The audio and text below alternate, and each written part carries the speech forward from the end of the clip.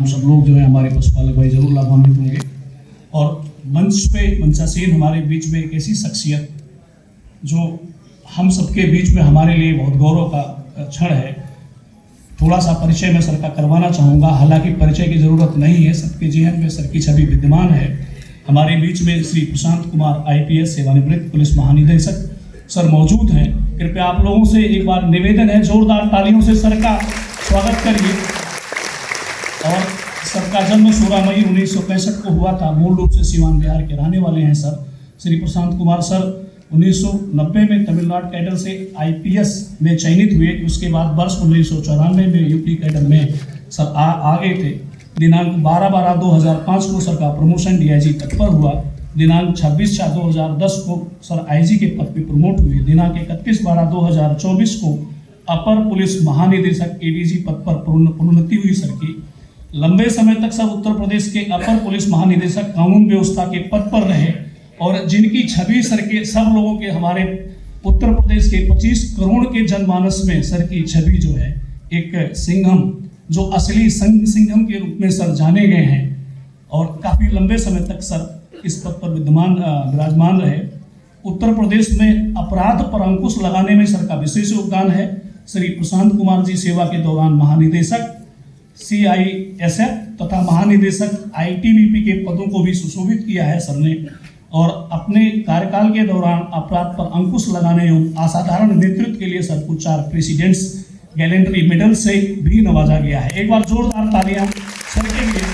और अब मैं सर 31 मई 2025 को पुलिस महानिदेशक उत्तर प्रदेश के पद से सेवानिवृत्त हुए हैं और आज हमारे बीच में सर विराजमान है। सर से अनुरोध है, आज के इस विजन 2047 के लिए मंच पे आमंत्रित करना चाहता हूं। सर से अनुरोध करता हूं कि अपने विचार व्यक्त करें सर। और आप लोगों से अनुरोध है, एक बार जोरदार तालियों से पुनः सर का स्वागत करिए।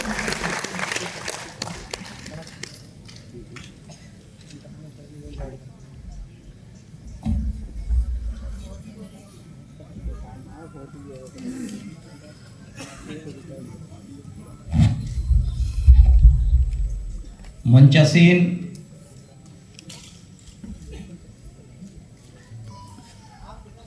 इस महत्वपूर्ण और प्रसिद्ध संस्थान के डायरेक्टर डॉक्टर त्रिवेणी दत्त जी,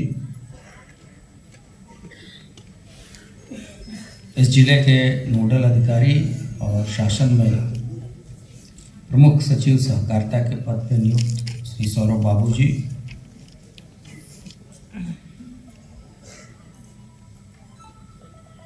श्री रमाशंकर मौर्य जी, डॉक्टर अशोक कुमार वर्मा जी, डॉक्टर अशोक कुमार अरविंद जी, DIG अजय कुमार साहनी जी, जिलाधिकारी बरेली अविनाश सिंह जी, यहाँ के मुख्य विकास अधिकारी देवयानी जी, SP सिटी श्री मानुष पारिक जी तथा इस सभागार में उपस्थित इस संस्थान के फैकल्टी मेंबर्स, अन्य प्रबुद्धजन तथा हमारे किसान भाइयों,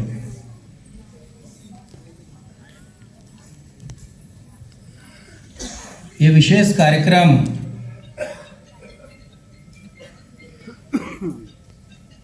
जो आयोजित किए गए हैं, प्रत्येक जिले में ये कार्यक्रम, उत्तर प्रदेश के प्रत्येक जिले में ये कार्यक्रम चल रहा है।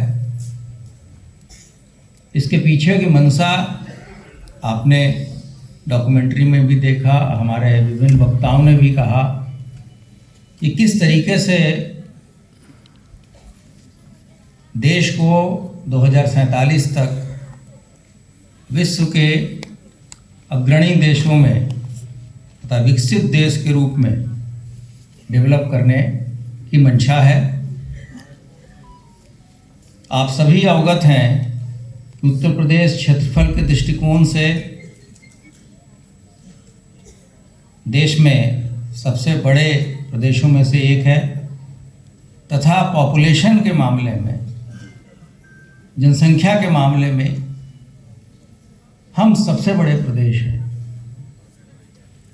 तो किसी भी देश की भारतवर्ष की विकास की गति या विकास गाथा बिना उत्तर प्रदेश के संभव नहीं है।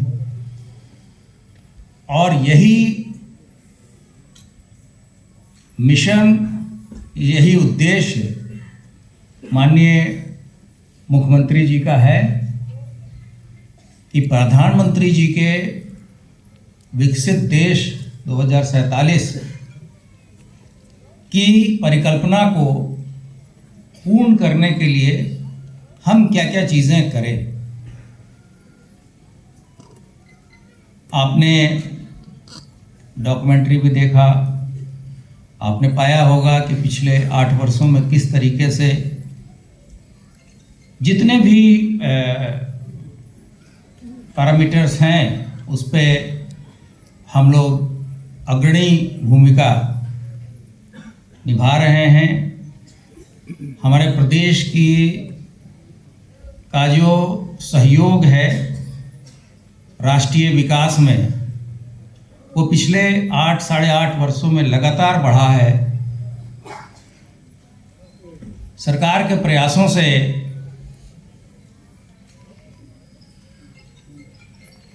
सभी क्षेत्रों में सर्वांगीण विकास हुआ है, चाहे वो इंफ्रास्ट्रक्चर का हो, चाहे वो इन्वेस्टमेंट का हो, चाहे वो औद्योगिक विकास का हो। आप सभी अवगत हैं कि 2017 तक हम लोगों पे एक बीमारू स्टेट का धब्बा लगा था। उसमें जो देश के 4-5 ऐसे पिछड़े राज्य हैं उसमें हमारा भी एक नाम था, लेकिन शासन और माननीय मुख्यमंत्री जी के भगीरथ प्रयास से हम लोग उन चीज़ों को बहुत पीछे छोड़ चुके हैं।